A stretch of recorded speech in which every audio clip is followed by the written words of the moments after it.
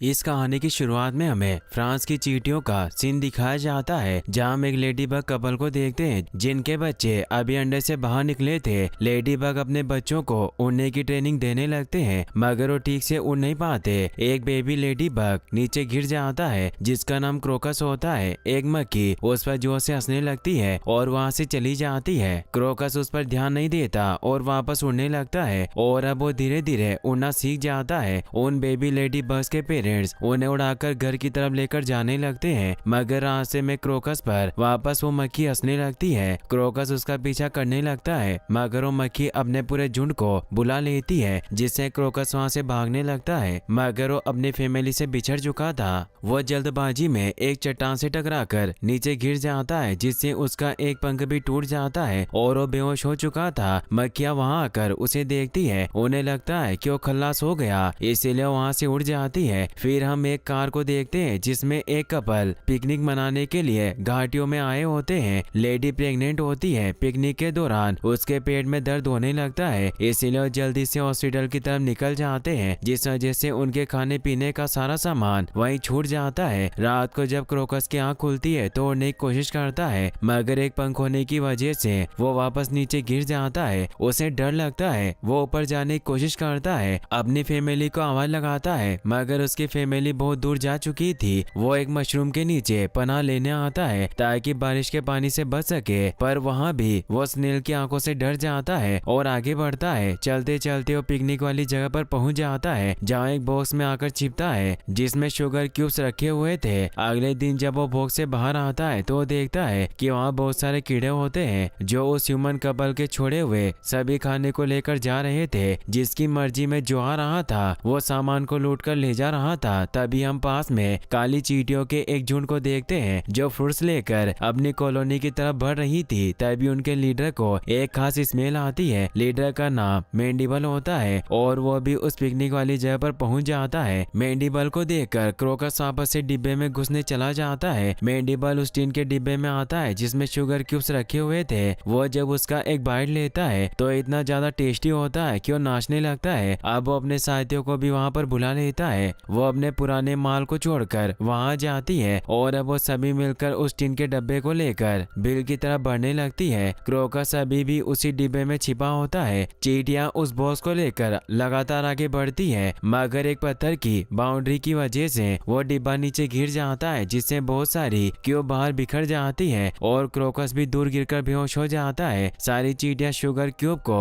वापस बॉक्स में भरने लगती है। क्रोकस भी दूर बिना हिले पड़ा हुआ था, इसीलिए सभी चींटियां उसे देखने लगती है और उसे उठाने की कोशिश करती है। तभी वहाँ एक लिज़ार्ड आ जाती है, जिससे सभी चींटियां डरकर क्यूब्स के पीछे छिप जाती है, मगर लिज़ार्ड एक चींटी को ढूंढ लेती है। लेकिन तभी क्रोकस डिब्बे में वापस चला जाता है और आवाज करने लगता है। आवाज गूंजने की वजह से वो साउंड बहुत भयानक आ रही थी, जिससे वो लिज़ार्ड डरकर वापस अपने बिल में चला जाता है। चींटियां क्रोकस के इस काम से खुश होती है। चींटियों का लीडर मैंडीबल अब क्रोकस को अपने साथ लेकर जाने का फैसला करता है। वो वापस से आगे बढ़ने लग जाते हैं। लीडर अपने एंटीना की मदद से अपने बिल की एक चींटी से कम्युनिकेट करता है, जिससे उन्हें आगे का रास्ता पता चल जाता है। चींटियां वापस से अपना सफर शुरू करती है। तभी लाल चींटियों का झुंड भी उन्हें बॉस को ले जाते हुए देख लेता है। रेड एंट्स का लीडर अपने साथियों के साथ उनका रास्ता रोक लेता है। वो एक डॉन की तरह चिल्ला रहा था। उस लीडर का नाम बुटोर होता है। ये देखकर मैंडीबल बॉस में से एक शुगर क्यूब्स को उन्हें दे देता है और कहता है कि ये लो अपना हफ्ता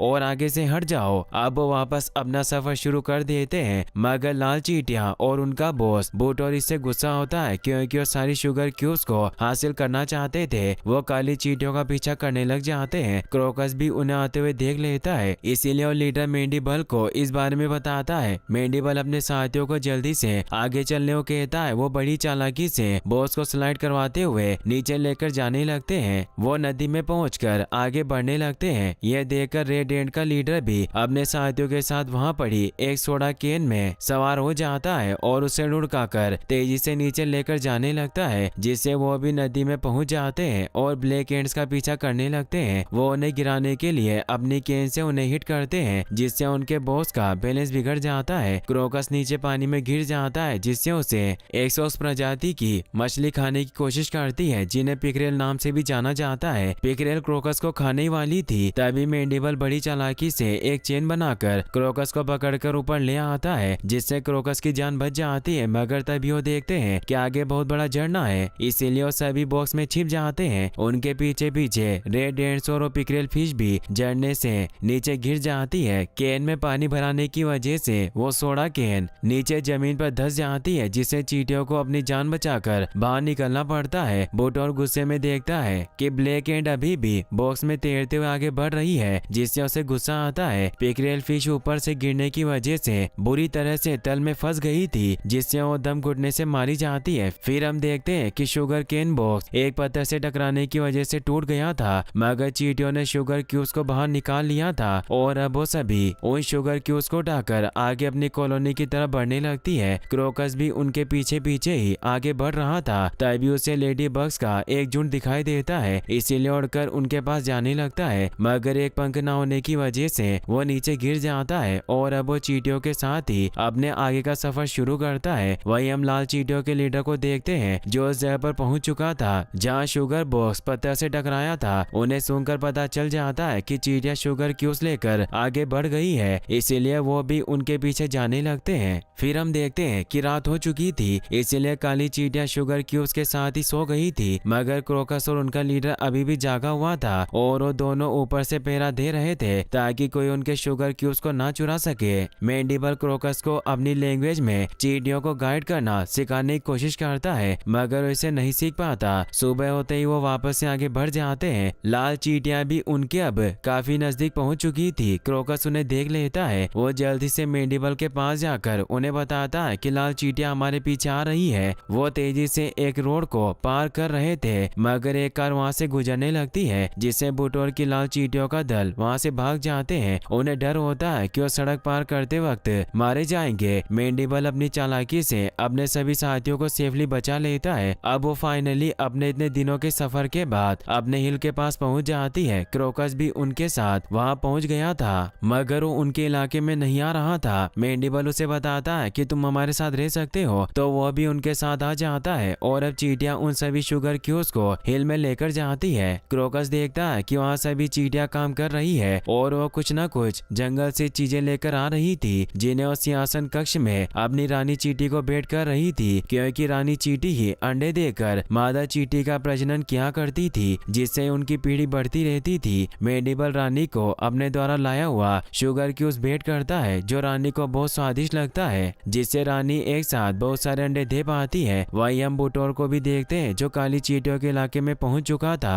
और उसे बहुत गुस्सा आता है कि वो शुगर क्यूब को हासिल ना कर सका। वो वापस से अपने राज्य की तरफ लौटता है ताकि अपनी पूरी आर्मी को ला सके। वो अपने बिल में आ जाता है, जहां हम देखते हैं कि लाल चींटियों का बिल काली चींटियों से बिल्कुल अलग था। यहाँ चींटियां नियमों के हिसाब से चल रही थी। बुटोर अपनी रानी के पास पहुंचता है और उन्हें पूरी बात बताता है कि काली चींटियों के हाथ शुगर क्यूब्स लगे हैं, जो बहुत टेस्टी है और उनकी रानी को अंडे देने में मदद कर रहे हैं। हमें उन पर हमला करना होगा, हमारी सेना बहुत बड़ी है, वो हमसे नहीं जीत पाएंगे। रानी उसकी बात मान लेती है। वो अपनी पूरी आर्मी को ऑर्डर देती है कि सभी बुटरों के साथ जाओ और काली चींटियों के पूरे राज्य को बर्बाद कर डालो और हमारे लिए वो शुगर क्यूब्स लेकर आना। लाल चींटियों की पूरी सेना अपने सभी हथियार, गुलेल और कांटों को लेकर जंग के लिए निकल पड़ती है। फिर हम काली चींटियों के राज्य का सीन देखते हैं, जहाँ अब रात होने पर चींटियां अपने बिल यानी महल के गेट को एक बड़े पत्थर से बंद कर लेती है। क्रोकस भी बाकी चींटियों के साथ सोया हुआ था। वो सपने में लेडी बग को देखता है, जो उसे रास्ते में दिखाई दी थी। क्रोकस ने उस लेडी बग के साथ अपना परिवार शुरू कर लिया था और उसके 3 बच्चे भी थे। उसकी लाइफ अब बहुत अच्छी थी, मगर तभी उसकी आंख खुल जाती है। वो हिल के ऊपर आकर अपने पंखों को चेक करता है। उसका टूटा हुआ पंख वापस ग्रो कर रहा था, मगर वो बहुत छोटा था, इसीलिए उड़ नहीं पाता। मैंडिबल भी चुपके से उसे देख रहा था, पर वो कुछ नहीं कर सकता। फिर हम देखते हैं कि अब सुबह हो चुकी थी। सभी चींटियां सोई हुई थी, तभी उन्हें अजीब सी आवाजें सुनाई देती है। वो बाहर आकर देखती है कि लाल चींटियों की पूरी सेना उन पर हमला करने के लिए आ रही है। काली चींटियां काफी परेशान हो जाती है। लाल चींटियों ने उन्हें चारों तरफ से घेर लिया था। लाल चींटियां गुलेल की मदद से काली चींटियों के महल पर हमला करने लगती है, जिससे उनके महल में छेद होने लगते हैं। चींटियां उन पर टूथपिक से भी हमला करती है, जिससे ऐसा लग रहा था मानो किसी सेना ने दुश्मन राज्य पर हमला कर दिया हो। वो टूथपिक एरो की तरह चींटियों पर गिरते हैं, मगर किसी को कुछ नहीं होता और अब काली चींटियां भी लाल चींटियों को महल पर आने से रोकने के लिए उन पर चीजें गिराने लगती है। साथ ही वो एस्पिरिन की गोलियों को अपने महल के चारों तरफ डाल देती है, जो पानी में मिलने की वजह से महल के चारों ओर एस्पिरिन फोम बन जाती है, जिससे लाल चींटियां उनके महल पर नहीं आ पाती। क्रोकस भी मेंडिबल के साथ लाल चींटियों पर हमला करने की प्लानिंग करता है, जिसके लिए वो स्टोर रूम में जाते हैं जहाँ चींटियों ने अपने सभी सामान स्टोर करके रखे हुए थे। वहाँ मौजूद गार्ड उन्हें एक माचिस और कुछ लॉकेट लाकर देता है, जिन्हें अपने महल के ऊपर लगा देती है, मगर उन्हें पटाखे चलाना नहीं आता। मेंडिबल माचिस को खोलता है तो उसमें सिर्फ एक मैच स्टिक होती है। मेंडिबल देखता है कि माचिस के पीछे उसे चलाने के इंस्ट्रक्शन लिखे हुए हैं। वो माचिस की तीली को उठाकर उसे माचिस के ऊपर वाले भाग से खींचता है, जिससे वो तीली जल जाती है और उसे एक रॉकेट को जला देता है। वो रॉकेट उड़ता हुआ आसमान में जाता है और नीचे लाल चींटियों पर आकर गिरता है। रॉकेट के ब्लास्ट होने की वजह से कई चींटियां मारी जाती है। तभी वो माचिस की तीली भी बुझ जाती है और अब उनके पास और कोई मैच स्टिक नहीं थी। बुटोर को उन पर बहुत गुस्सा आता है और अब उसके साथी एक पाइकोन से काली चींटियों के मेन डोर को तोड़ने की कोशिश करने लग जाते हैं। साथियों लगातार गुलेल से भी उन पर हमला कर रहे थे। काली चींटियों को समझ नहीं आता कि वो अब अपनी जान कैसे बचाएंगे। क्रोकस माचिस के पास जाता है और जब वो उसे ध्यान से देखता है तो उसे याद आता है कि उस पिकनिक वाली जगह पर एक ऐसी माचिस पड़ी हुई थी। इसीलिए वो सभी को इस बारे में बताता है कि मैं माचिस लेकर आ सकता हूँ, अब मुझे यहाँ से निकलना होगा। मेंडिबल अपने साथियों से कहकर एक नोट का प्लेन बनवाता है, जिस पर क्रोकस बैठ जाता है। सभी चींटियां उस प्लेन को टेक ऑफ करवा देती है। वो पेपर का प्लेन उड़ता हुआ वहाँ से दूर जाने लगता है। क्रोकस के भी अब विंग्स आ गए थे, इसीलिए उड़कर आगे बढ़ने लगता है। लाल चींटियां उसे रोकने की कोशिश करती है पर उसे रोक नहीं पाती। क्रोकस अब लगातार जंगलों से आगे बढ़ता रहता है। काफी घंटों के सफर के बाद वो उस पिकनिक वाली जगह पर पहुंच जाता है जहाँ माचिस रखी हुई थी। वो उसे उठाकर उड़ने की कोशिश करता है पर उसका एक विंग अभी भी पूरी तरह से बड़ा नहीं हुआ था, इसीलिए वो नहीं उड़ पाता। तभी वहाँ एक स्पाइडर आने लगती है, इसीलिए क्रोकस वहाँ छिप जाता है। वो स्पाइडर उस माचिस को उठाकर वहाँ से लेकर जाने लगती है। क्रोकस भी उसका पीछा करता है। स्पाइडर को पता नहीं चलता कि कोई उसका पीछा कर रहा है। वो एक सीवेज पाइप से होती हुई कीचड़ से भरी हुई जगह में आ जाती है जहाँ उसने एक डॉल हाउस को अपना घर बनाया हुआ था। वो उस माचिस को अपने घर में ले जाने लगती है। उसे ऐसा लगता है जैसे कोई उसे देख रहा हो, पर क्रोकस छिप गया था, इसीलिए उसे कोई दिखाई नहीं देता और वो माचिस को लेकर अपने घर में चला जाता है। क्रोकस उड़कर उसके घर के बाहर पहुंचता है और अंदर चला जाता है। तभी हम देखते हैं कि पानी में एक मेंढक होता है जो उन्हें देख रहा था। क्रोकस सीढ़ियों से ऊपर जाता है जहाँ वो देखता है कि वो मकड़ी माचिस की तीलियों से एक जाल बना रही है। तभी वो मेंढक क्रोकस को खाने के लिए उसे अपनी जीभ से पकड़ लेता है। मकड़ी भी ये देख लेती है। क्रोकस खुद को बचाने की पूरी कोशिश करता है, खिड़की से खुद को पकड़ लेता है, जिससे वो पूरा डोल हाउस ही